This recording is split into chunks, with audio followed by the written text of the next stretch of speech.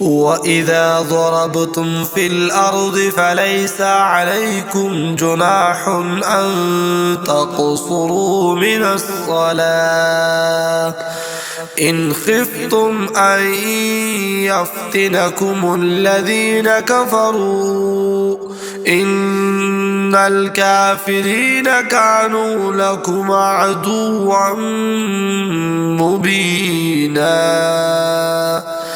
وإذا كنت فيهم فأقمت لهم الصلاة فلتقم طائفة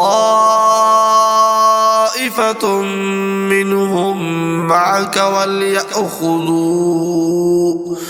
وليأخذوا أسلحتهم فإذا سجدوا فليكونوا من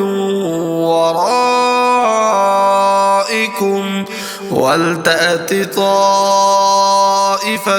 أخرى لم يصلوا فليصلوا معك وليأخذوا حذرهم وأسلحتهم ود الذين كفروا لو تغفلون عن أسلحتكم وأمتعتكم فيميلون عليكم ميلة واحدة ولا جناح عليكم إن كان بكم أذى من مطر أو كنتم مرضى أن تضعوا أسلحتكم وخذوا حذركم إن الله أعد للكافرين عذابا مهينا فإذا قضيتم الصلاة فاذكروا الله قياما وقعودا وعلى جنوبكم فإذا اطمأننتم فأقيموا الصلاة إن الصلاة كانت على المؤمنين كتابا موقوتا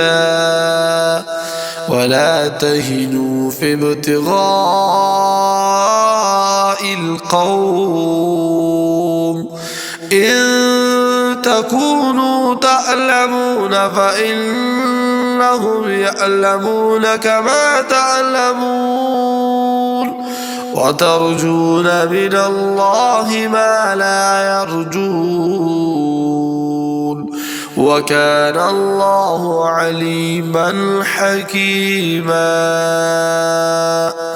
إلا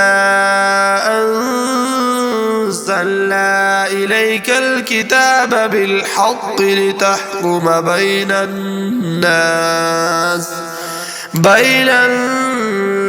بما أراك الله ولا تكن للخائنين